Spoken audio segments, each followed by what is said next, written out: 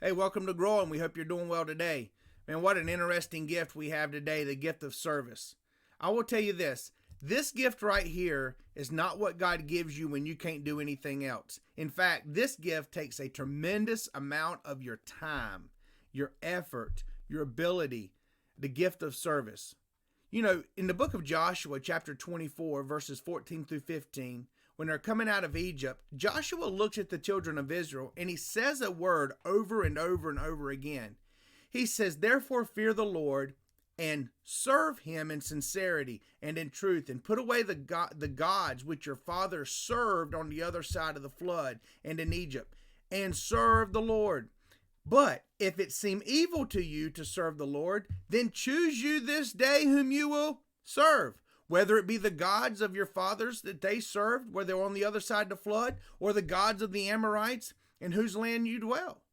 But as for me and my house, we're going to serve the Lord."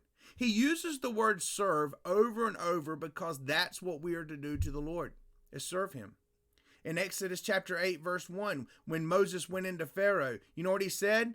"Let my people go." Why? "That they may serve me." Talking about the Lord. If you've ever opened a New Testament book and you ever read the first few words of each New Testament book, I did this one time and I thought this was really amazing. I just went to each of the New Testament books and I wrote down what each of them says. Romans chapter 1, Paul, a servant of Jesus Christ. Philippians chapter 1, Paul and Timothy, servants of Jesus Christ. Titus, Paul, a servant of Jesus Christ. James 1:1, James, a servant of God and the Lord Jesus Christ. In 2 Peter 1:1, Simon Peter, a servant and apostle of Jesus Christ. In Jude, a servant of Jesus Christ. We see that the book of Corinthians, the book of Romans, talks about where the gifts are found. In 1 Corinthians chapter 12, verse 28, he uses the word helps, which means service. In Romans 12:7, he talks about ministering or ministration.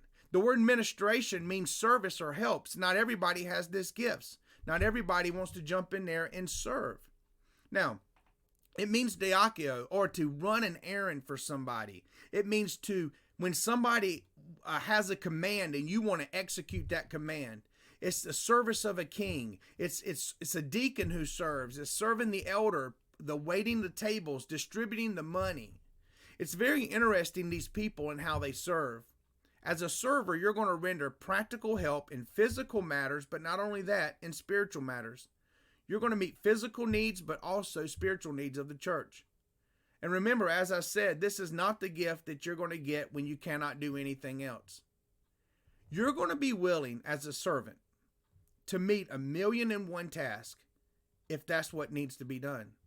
You're just wanting to take care of what needs to be done. You don't even want to ask anybody. You just want to see it finished and completed and done. And sometimes you say, you know what? It's just easier to do it myself, and I'm happy to do it.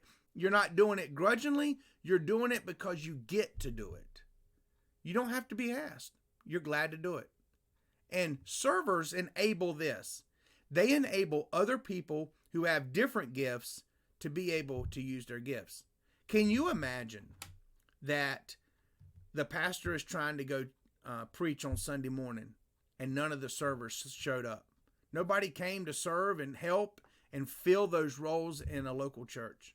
Can you imagine what that would be like? There's a couple ladies in the Bible that one of them you may not know anything about. Some of you know who wrote the book of Romans.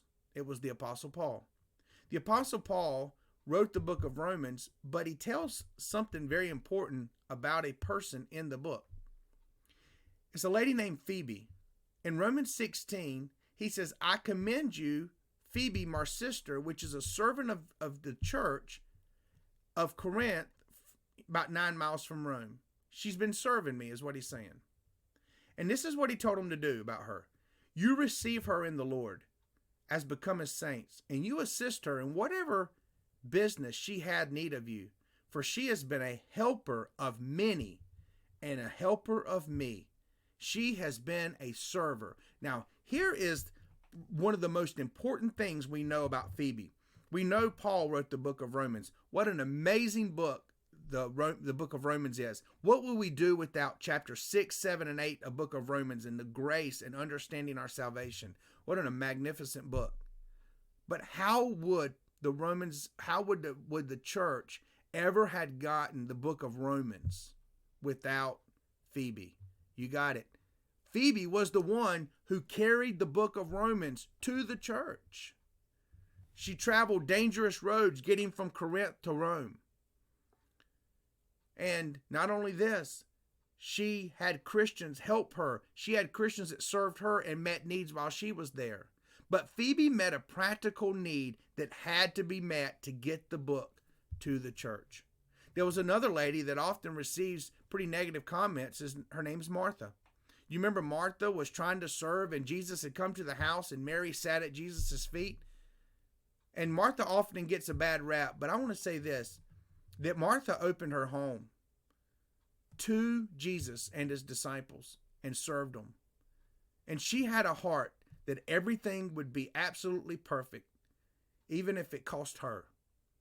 Not only this, she was not going to let any of her visitors go away hungry. And she was really ready to meet the physical need. You know what I thank God for? People who serve, people who work, people who work the maintenance grounds and paint walls and pick up trash and clean the church and keep the nursery and help in Sunday school and children's church. They don't have the gift of teaching, but they just want to help with the kids. They help doing laundry. They do bedding. They cook meals. They help with music. They run the errands. They just serve. I thank God for our servers. I thank you for what you do. I hope you have a good day. Do not neglect the gift that is inside of you. Continually stir it up.